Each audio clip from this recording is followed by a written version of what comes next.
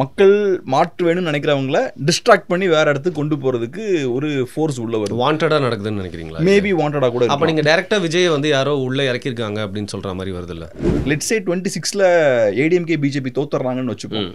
அப்ப சொசைட்டில மூடு என்னவா இருக்கும்? நம்ம இனிமேல் அதிமுக பாஜகவை நம்பி பிரயோஜனம் இல்லை, மாற்று அரசியல் நமக்கு வேணும். திமுகவை எதிர்க்கணும்னா ஸ்ட்ராங்கான வேற ஒரு ஃபோர்ஸ் வேணும். சீமான் அவர்கள் ஜெயிப்பாரா? ஏன்னா தனியாக அவர் வந்து பார்த்தீங்கன்னா நின்று ஜெயிக்கிறது. இப்போ விஜய்க்கு நீங்கள் சொன்னீங்க, சீமான் அவர்கள் ஜெயிச்சு சட்டமன்றத்துக்கு போகிறதுக்கான முதல் தேர்தலாக இது இருக்குமா?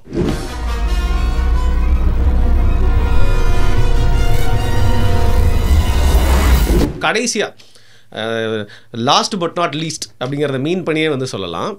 என்டிகே பற்றி பேசலாம். இப்போ தான் வந்து என்டிகே வந்து பார்த்திங்கன்னா 8% ஓட்டு வாங்கி ஒரு அங்கீகரிக்கப்பட்ட கட்சி.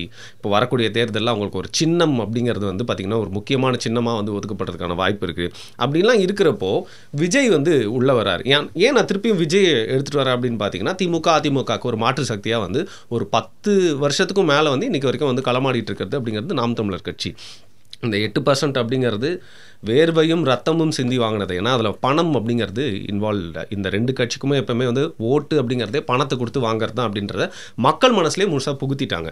அப்படி இருக்கிறப்போ அந்த கேம் சேஞ்சராக வந்து நாம் தமிழர் கட்சி இருக்கும் அப்படின்ற ஒரு சூழ்நிலை இப்போ தான் வந்து விஜய் வராரு. நீங்களே சொல்கிறீங்க 10 வரைக்கும் நான் வந்து கொடுப்பேன், 10க்கு மேலே இல்லை 10 வரைக்கும் வாய்ப்பு இருக்குன்னு. இந்த நிலையில் சீமான் அவர்களோட இடம் என்னவா இருக்க போகுது? ஏன்னா அவர் தனித்தான் தான் நிற்க போகிறேன்னு சொல்லிட்டாரு. ஏன்னா விஜயாவது பரவாயில்ல, கூட்டணி கதவெல்லாம் திறந்துருக்கு, நம்மளை நம்பி வந்தவங்களுக்கு நம்ம கொடுக்க வேணாமா அப்படின்லாம் வந்து டயலாக்லாம் விட்டுருந்தாரு. இன்றைக்கி வந்து பார்த்தீங்கன்னா நான் தனித்து தான் இருக்காரு. ஆனால் ஃபர்ஸ்ட்லேருந்தே தனித்து தான் இருந்திருக்காரு. நிறைய பேர் ஃபோர்ஸ் பண்ணியும் இப்பயும் கூட்டணிக்கு போகாமல் சமரசம் இல்லாமல் ஒரு இடத்துல வந்து இருக்காரு. ஸோ இவரோட ரோல் என்னவா இருக்க போகுது? ஏன்னா நான் நாம் தமிழ் கட்சியில் இருக்க நிறையா தம்பிகள் கிட்ட வந்து பேசுகிறப்போ அந்த ஹெட் குவார்ட்டர்ஸ்லேயே போய் பேசின போகலாம். ஆனால் இந்த வாட்டி அவங்க என்கிட்ட பர்சனலாக சொன்னது, இந்த வாட்டி நம்ம வந்து ஓட்டு வந்து பிரிப்போனே ப்ளஸ் நம்மளோட பலம் என்ன நிரூபிக்கணும்னே அப்படின்னு சொல்கிறாங்க. ஆனால் சமூக வலைதளங்கள் இதை போய் நம்ம போட்டோம் அப்படின்னு வச்சுக்கோங்களேன், நிறைய பேர் வந்து நம்மளே கடிச்சு வச்சுருவாங்க, கோவப்படுறாங்க. நாங்கள் ஜெயிச்சிருவோம் கான்ஃபிடென்ட்டாக நினைக்கிறதுங்கிறது வேறு. பட் இப்போ இன்றைக்கி இருக்கிற நிலை ப்ராக்டிகாலிட்டி அப்படின்ற வந்து பார்க்க வேண்டியிருக்கு. ஸோ ஒரு கேம் சேஞ்சராக இருப்பாரா? என்ன பண்ணுவார்? அவரோட கான்ட்ரிபியூஷன், அவரோட பிளேஸ் என்னவாக இருக்கும் இந்த எலெக்ஷனில்? இப்போ நாம் தமிழர் கட்சியை பொறுத்தளவில் போன எலெக்ஷன்லையும் சரி இந்த எலெக்ஷன்லையும் சரி அவங்களுக்கு ஒரே சேலஞ்ச் தான். போன எலெக்ஷனில் கமலஹாசன் அவர்கள் என்டிகேவோட ஓட்ஸ் கொஞ்சம் ஸ்பிளிட் பண்ணுறாரு. கமலஹாசன் அவர்கள் இப்போ எம்என்எம் இல்லைன்னா என்டிகே இன்னும் கொஞ்சம் கூட பெட்டராக பெர்ஃபார்ம் பண்ணியிருப்பாங்க. அதே மாதிரி இந்த எலெக்ஷன்லையும் டிவிகே இல்லைன்னா என்டிகே இன்னும் பெட்டராக பெர்ஃபார்ம் பண்ணியிருப்பாங்க. ஸோ நான் எப்படி பார்க்குறேன்னா ஒவ்வொரு எலெக்ஷன்லையும் ஒரு டிஸ்ட்ராக்ஷன் உள்ள வருது. ஸோ மக்கள் மாற்று வேணும்னு நினைக்கிறவங்கள டிஸ்ட்ராக்ட் பண்ணி வேற இடத்துக்கு கொண்டு போறதுக்கு ஒரு ஃபோர்ஸ் உள்ள வருது. வாண்டடா நடக்குதுன்னு நினைக்கிறீங்களா? மேபி வாண்டடா கூட. அப்ப நீங்க டைரக்டா விஜய் வந்து யாரோ உள்ள இறக்கிருக்காங்க அப்படின்னு சொல்ற மாதிரி வருது இல்ல?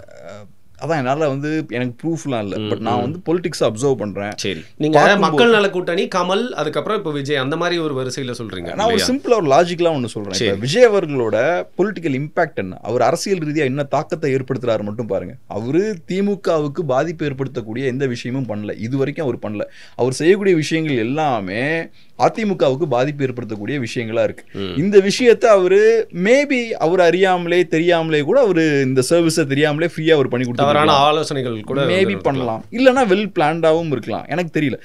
இந்த எலெக்ஷன்ல ஆனா டிவிகே ஏடிஎம்கே கூட போய் சேர்ந்துட்டாங்கன்னா அப்போ இட்ஸ் கிளியர், விஜய் வந்து ஒரு நீட்டான ஒரு பொலிட்டீஷியன் தான். யாரோட ஸ்ட்ரிங்ஸை யாரும் மேலே இருந்து புல் பண்ணல, அவர் இண்டிபெண்ட்டாக ஃபங்க்ஷன் ஆகிறார். ஆனால் நான் என்ன சொல்லுவேன்னா அவர் தனியாக கண்டெஸ்ட் பண்ணுறாருன்னு வச்சுப்போம், அப்போ மேபி ஓகே பேக்ரவுண்டில் எதுவும் நடக்கிறதுக்கான வாய்ப்பு இருக்குது. ஸோ இப்போ இந்த 8% ஓட்டை தக்க வச்சுக்கிறதே ஒரு பெரிய சாதனையாக இருக்குமா என்டிகேக்கு? அந்த மாதிரி ஒரு செனாரியோ வந்துருமா? இருக்கலாம். ஏன்னா இப்போ மார்க்கெட்டில் வந்து காம்படிஷன் இப்போ அதிகமாக, மார்க்கெட்டுன்னு சொல்லிட்டீங்க. இப்போ வந்து ஆக்ஷன் மூவிஸ்க்குன்னு ஒரு மார்க்கெட் இருக்குது, ஃபேமிலி மூவிஸ்க்குலாம் மார்க்கெட் இருக்குல்ல, அதே மாதிரி இளைஞர்கள் வாக்கு, டிஎம்கே ஓட்ஸ் கொஞ்சம், அதே மாதிரி ஆன்டி டிஎம்கே ஓட்ஸ்னு கொஞ்சம் இருக்குது. இப்போ என்டிகே எங்கே இருக்காங்க இதில், அவங்க மார்க்கெட் என்ன, ஆன்டி டிஎம்கே ஓட்ஸ் தான். ஆனால் இளைஞர்களோட வாக்கு எல்லாமே ஆன்டி டிஎம்கேக்குள்ள தான். இது எல்லாமே ஆன்டி டிஎம்கேக்குள்ள, அவங்களோட பாலிடிக்ஸ் வந்து ஆன்டி டிஎம்கே தான். அந்த ஸ்பேஸில் கண்டெஸ்ட் பண்ணுறதுக்கு, கம்பீட் பண்ணுறதுக்கு டிவிக்கே உள்ளே வராங்க. ஸோ அப்போ அங்கே ஆன்டி டிஎம்கே ஓட்ஸ் யார் வாங்குறதுன்றதுல இப்போ போட்டி அதிகமாக இருக்குது. பிஜேபி ஏடிஎம்கேவும் டஃபாக ஃபைட் பண்ண போகிறாங்க, இன்னொரு சைடில் என்டிகே இருக்காங்க, புதுசாக இவர் டிவிக்கே உள்ளவர், அவர் 10% ஓட்ஸ் வாங்குறாருன்னு வச்சுப்போம். அப்போ யார் ஓட்ஸ் இழக்க போகிறாங்கன்ற கேள்வி இருக்குல்ல. ஸோ அது கண்டிப்பாக டஃப்பான ஒரு எலெக்ஷனாக தான் இருக்கும். நான் எப்படி பார்க்குறேன்னா, இது வரைக்கும் பார்த்த அளவில் எல்லா எலெக்ஷன்லையுமே சர்ப்ரைசிங்லி என்டிகேவோட ஓட்ஸ் இன்க்ரீஸ் ஆகிக்கிட்டே இருக்கு. 24 வந்து லோக்சபா எலெக்ஷன்ஸ். அங்கே என்டிகேவுக்கு டெக்னிக்கல் அட்வான்டேஜ் கிடையாது. ஏன்னா என்டிகேவுக்கு ஆமாம் என்ன ரோல் இருக்கு, என்டிகேக்கு ஒரு ரோலும் கிடையாது, பிஎம் கேண்டிடேட்டும் கிடையாது, எதுவும் கிடையாது. ஆனால் ஓட்டு போட்டாங்க. ஆமாம், ஆனாலும் அவங்களோட ஓட் ஷேர் இன்க்ரீஸ் பண்ணிட்டாங்க. ஸோ அந்த வகையில் பார்க்கும்போது இந்த எலெக்ஷனில் அண்டர் நார்மல் சர்க்கம்ஸ்டான்சஸ் என்டிகேவோட ஓட்ஸ் இன்க்ரீஸ் ஆகிருக்கணும். ஆனால் இப்போ புதுசாக டிவிக்கேன்னு உள்ள ஒரு பிளேயர் வந்திருக்காரு. இப்போ கண்டிப்பாக அதையும் தாண்டி 8% கண்டிப்பாக ஹோல்ட் பண்ணிடுவாங்கன்னு நினைக்கிறேன். டிவிக்கே உள்ள வந்ததால் ஒரு 2% மைனஸ் பண்ணிடுவோம். 8 இருப்பாங்க. நார்மலாக 10 வந்துருக்கணும், ஒரு 8 இருப்பாங்க அப்படின்ற மாதிரி தான் பார்க்குறேன். கண்டிப்பாக 8 ஹோல்ட் பண்ணுவாங்க. பட் அதை தாண்டி மேபி ஒரு 10 வரைக்கும் போகிறது கூட வாய்ப்பு இருக்குது. ஓகே, ஸோ நான் ஒரு பயஸ்டோடய எனக்கு ஒரு என்னோட ஸ்டேட்மெண்ட், என்னோட ஒப்பீனியன் நான் சொல்கிறேன். இது என்னோட ஒப்பீனியன் தான் முழுக்க. திமுக அதிமுக பணபலம், அது மட்டும் இல்லாமல் எல்லாருமே ரொம்ப நாளாக கரப்ஷனில் ஊறி தெளிச்சிட்டாங்க. 2 பேரும் மாற்றி ஆண்டுட்டாங்க. அப்படி இருக்கிறப்போ மாற்று சக்தியாக வந்து பணம் செலவழிக்காமல் வர்றாங்க ஒருத்தங்க. நிறைய இளைஞர்கள் வந்து ஒரு காஸ்ட்காக வர்றாங்க அப்படின்னா என்டிகேக்கு ஒரு சின்ன வாய்ப்பு இல்லை ஒரு ஒரு சின்ன வெற்றியாவது கிடச்சிருந்தா ஒரு நியாயமான விஷயம்னு தோணுச்சு. ஏன்னா நான் ஏன் அப்படி விஜயை பார்க்கலன்னா, என்னை பொறுத்த வரைக்கும் நிறைய ஆக்டர்ஸ் வந்து அது சினிமாலேருந்து நிறைய பேர் வந்துட்டாங்க. போதும்பா, மற்ற துறைகள்லேருந்து யாருமே வரவே கூடாதா? அப்படி பார்த்தா சீமானும் வந்து சினிமாலேருந்து வந்தவர் தான். ஆனால் சீமானுக்காக இருக்கிறாங்களான்ற பார்க்குறதோ தமிழ் தேசியம்ன்ற ஒரு சித்தாந்தத்துக்காக வர்றாங்கன்னு பார்க்குறேன். அப்படி இருக்கிறப்போ வந்து என்டிகேவுடைய ஒரு சிறு வெற்றியும் தள்ளி போகுதோ இப்போது அப்படிங்கிற மாதிரி தான் தோணுது. சில நேரங்களில் சொசைட்டியில் க்ரோத் வந்து ஸ்லோவாக இருக்கும் மாற்று அரசியல் பேசக்கூடிய அரசியல் சக்திகளுக்கு. ஆனால் திடீர்னு சில பாயிண்டில் பார்த்தோன்னா டிராஸ்டிக்காக ஜம்பும் ஆகும். ஓகே, மிராக்கிள் நடக்கிறதுக்கு வாய்ப்பு இருக்கு. டக்குன்னு சேஞ்ச்லாம் பார்த்தீங்கன்னா பட்டாலும் திடீர்னு ஒரு ஜம்ப் இருக்கும். இப்போ ஆம் ஆத்மி பஞ்சாப்ல வந்ததெல்லாம் பார்த்தீங்கன்னா அப்படி தான் ஸ்லோவாக ஒரு ஸ்டடியாக வந்தாங்க. அப்புறம் ஒரு பாயிண்ட்ல பட்டுன்னு ஒரு ஜம்ப் இருந்தது. சரி, அந்த மாதிரியான சடன் ஜம்ப் வந்து பொலிட்டிக்ஸில் கண்டிப்பாக சாத்தியம். ஸோ அதனால இப்போ கொஞ்சம் டஃப்பான டைம். கமல்ஹாசன் ஒரு பாயிண்ட்ல அந்த மாற்று அரசியல் வேணுன்ற அந்த ஓட்ஸை ஸ்பிளிட் பண்ணுறாரு. இந்த தடவை டிவிக்கே பண்ண போகிறாரு. ஸோ இதெல்லாம் தாண்டி அந்த அலைக்கு எதிராக நீங்கள் இப்போ பயணம் பண்ண வேண்டிய கட்டாயம் இருக்குது. பட் இது தாண்டி சில நேரங்களில் உங்களுக்கு ஏற்ற கரெக்டான ஒரு ஸ்பேஸும் கிரியேட் ஆகும். இப்போ உதாரணத்துக்கு லெட்ஸே 26ல் ஏடிஎம்கே பிஜேபி தோத்துறாங்கன்னு வச்சுப்போம். அப்போ சொசைட்டியில் மூடு என்னவா இருக்கும்? நம்ம இனிமேல் அதிமுக பாஜகவை நம்பி பிரோஜனம் இல்லை, மாற்று அரசியல் நமக்கு வேணும். திமுகவை எதிர்க்கணும்னா ஸ்ட்ராங்கான வேற ஒரு ஃபோர்ஸ் வேணும். அந்த இடத்துல இப்போ பாஜகவும் இல்லை, ஏன்னா பாஜக போய் ஏடிஎம்கேவோட போய் சேர்ந்துட்டாங்க. ஸோ அப்படிப்பட்ட ஒரு சூழல் வரும்போது என்டிகே பக்கம் ஷிஃப்ட் ஆகும். சித்தாந்தம் அப்படிங்கிற விஷயத்தில் ஒரு ஸ்ட்ரென்த் இருக்கு. ஆமாம், கன்சிஸ்டண்டாக இருந்திருக்காங்க. ஸோ இப்போ 2 தடவை தொடர்ந்து ஏடிஎம்கே தோத்துட்டாங்க. இனிமேல் ஏடிஎம்கேவால திமுகவை வீழ்த்த முடியுமா அப்படின்னு. ஆமாம், ஸோ மக்கள் ஷிஃப்ட் ஆகிறதுக்கு வாய்ப்பு இருக்கு. ஸோ இந்த எலெக்ஷனில் நீங்கள் பெருசாக மேபி நீங்கள் ஸ்கோர் பண்ணலனாலும் டஃப்பாக ஃபைட் பண்ணி ஓரளவுக்கு நீங்கள் உங்களோட ஓட் பேஸை பிடிச்சி வச்சுக்கிட்டீங்கன்னா கூட போதும். அடுத்தது நீங்கள் டக்குன்னு ஒரு ஜம்பை வந்து நீங்கள் கொடுக்கலாம். ரெண்டாவது நான் இன்னொன்று சொல்கிறேன், இந்த பணபலம்லாம் இன்னைக்கு நம்ம பார்க்கும்போது ஏதோ பெரிய பணபலம் இருக்குது அப்படின்ற மாதிரி தோணலாம். எல்லாத்துக்கு பின்னாடி ஒரு எக்கனாமிக்ஸ் இருக்குது. சரி, இன்னைக்கு இந்த அரசியல்வாதிகள் கையில் பணம் அதிகமாக வருதுன்னா மக்கள் ஏழைகளாகிறாங்கன்னு அர்த்தம். ஏன்னா மக்களோட பணம் தானே. அரசியல்வாதிகள் அதிகமாக பணம் வருதுன்னா மக்கள் ஏழை ஆகிட்டு இருக்கான்னு அர்த்தம். ஸோ நீங்கள் மக்கள்கிட்ட இருந்து எவ்வளோ பணத்தை எக்ஸ்ட்ராக்ட் பண்ண முடியுன்றதுக்கு லிமிட் இருக்குது. நீங்கள் ஒவ்வொரு நாளும் அதிகமாக எக்ஸ்ட்ராக்ட் பண்ணிகிட்டே இருக்கீங்க. நேற்றை விட நீங்கள் இன்னைக்கு பணக்காரனாகிறீங்க, இன்னையோட நாளைக்கு பணக்காரனாகிறீங்க, நேற்றை விட நான் இன்னைக்கு ஏழை ஆகிறேன் சாதாரண மக்கள். ஸோ இதுக்கு ஒரு லிமிட் இருக்குது. இப்படியே போய்கிட்டே இருக்க முடியாது, டிஃபரன்ஸ் போயிட்டே இருக்க முடியாது. இது ஒரு பாயிண்ட்ல இந்த சிஸ்டம் வந்து கொலாப்ஸ் ஆகும். அது மட்டும் இல்லாமல் இந்த சைக்கிள் வீல் பிரேக் ஆகிறதுக்கு கண்டிப்பாக இந்த வீல் பிரேக் ஆகும். இப்படியே போய்கிட்டே இருக்காது.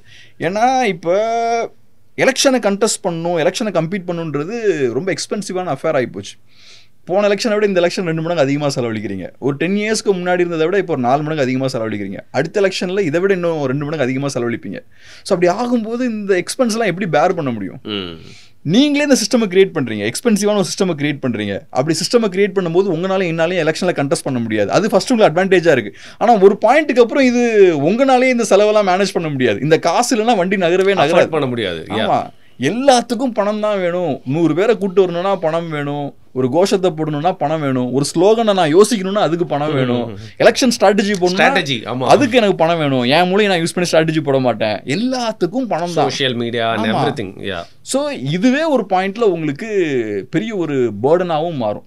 ஓகே ஓகே, இன்னைக்கு அட்வான்டேஜாக இருக்குது, நாளைக்கு அது ஒரு பேர்டனாகவும் மாறும். ஸோ அதனால மாற்று அரசியல்னு பேசக்கூடியவங்களுக்கு சில நேரம் பார்த்தோம்னா எல்லாமே நமக்கு எதிராக போகிற மாதிரி இருக்கும். ஆனால் ஒரு ஃபேவரபுளான சிச்சுவேஷன் வரும்போது எல்லாமே உங்களுக்கு சாதகமாக நடக்கும். நீங்கள் தப்பே பண்ணாலும் உங்களுக்கு சாதகமாக நடக்கும். ஓகே, சூது கவினாலும் நீதி வெல்லும்ங்கிற மாதிரி யாருனாலும் ஒரு மிராக்கிளை வந்து லைக் எக்ஸ்பெக்ட் பண்ணி வெயிட் பண்ணலாம். கடைசியாக கேட்குறேன், சீமான் அவர்கள் ஜெயிப்பாரா? ஏன்னா தனியாக அவர் வந்து பார்த்தீங்கன்னா நின்று ஜெயிக்கிறது. இப்போ விஜய்க்கு நீங்கள் சொன்னீங்க, சீமான் அவர்கள் ஜெயிச்சு சட்டமன்றத்துக்கு போகிறதுக்கான முதல் தேர்தலாக இது இருக்குமா?